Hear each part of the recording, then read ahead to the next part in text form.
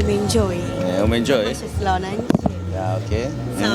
Niambie mwanangu. Umelionaje tamasha kiufupi, lakini pia tuambie namna gani ambavyo limefana? Mimi sio mtu sana wa entertainment. Unaona, kwa sababu mimi mzee unajua sasa hivi. Lakini nzuri ubunifu. Umekuwa ubunifu mzuri kabisa ambao kiukweli nahisi kama haujawahi kutokea hivi. Haujawahi kabisa? Yeah, haujawahi kutokea. Ubunifu ni mzuri sana. Mimi mwenyewe kweli leo nimekuwa surprised kwenye hii kitu kwa sababu nimeona vijana wangu wamejitahidi sana kwenye kuliandaa ile tamasha. Mwisho wa siku nadhani limeisha vizuri kabisa.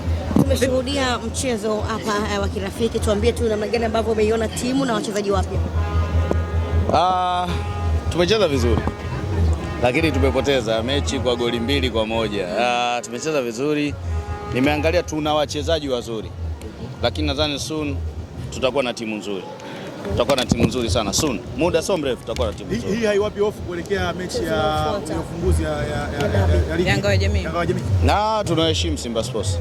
Tunaheshimu kwa sababu walikuwa title contenders wetu kwenye msimu ulioisha. Wana wachezaji wazuri. Lakini hao jana niliangalia. Naamini mechi itakuwa nzuri sana tarehe 12. Pressure itazidi kutokana na matokeo ambayo pia amepata mtani wako jana. Kwa nani? Pressure kwa nani? Kwa kuelekea kwenye mchezo wa Ngao ya Jamii. Kwa maana Simba amepoteza na wewe umepoteza hii leo. Ni kwamba utatumia nguvu kubwa sana kuhakikisha kwamba lazima upate matokeo. Jana ilikuwa bonanza na leo ilikuwa bonanza.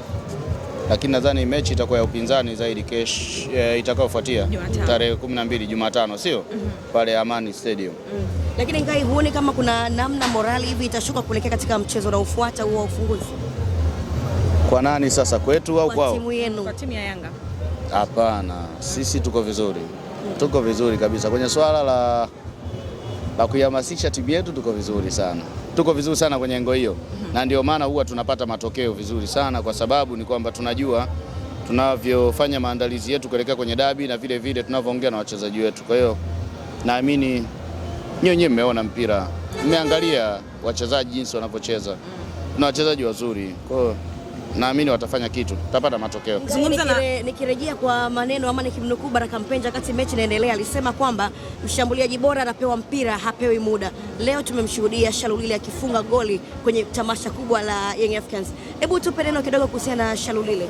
Mshambuliaji mkubwa, ni mshambuliaji ambaye anastahili kucheza Young Africans. Ni mshambuliaji ambaye ameshapata kila kitu kwenye michuano ya Afrika.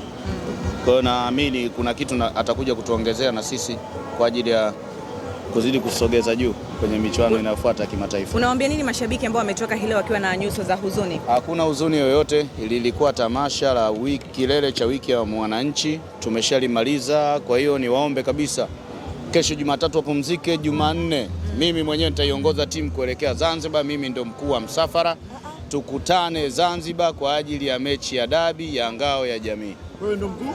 Mimi ndio mkuu wa msafara. Kuelekea dabi ya Zanzibar. Kwa nini imekwaje? Kumbe siri kidogo. Mimi ni Yanga. Au kuna kingine? Wewe unahisi mimi sio Yanga? Tunajua ni Yanga. Tunajua ni Yanga. Kwa hiyo mimi ni Yanga, kwa hiyo naiongoza timu. Naiongoza timu Zanzibar. Mwalimu, kitendo cha kusema mimi ndio mkuu wa msafara maana yake ni kuhakikishia wananchi kwamba timu tunaipambania vilivyo.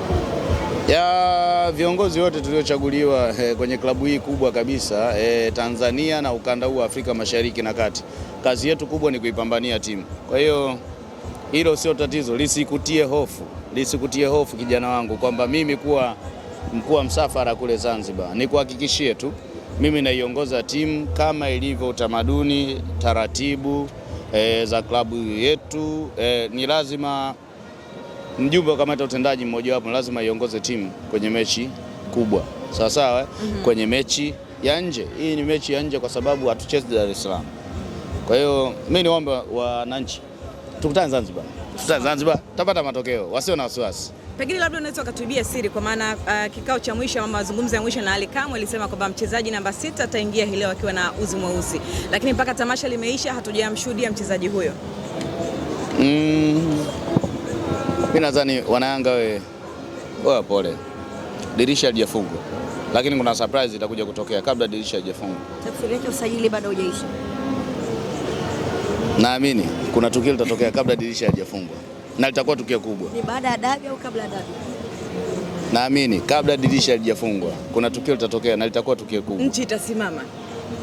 Sijajua, nchi haiwezi kusimama. Nchi haiwezi kusimama kwa sababu nchi ina mambo mengi. Serikali inafanya vitu vyake, wananchi wana biashara zao. Itakuwa historia, yani itakuwa story kwa wanamichezo Tanzania. Asanteni sana ndugu zangu.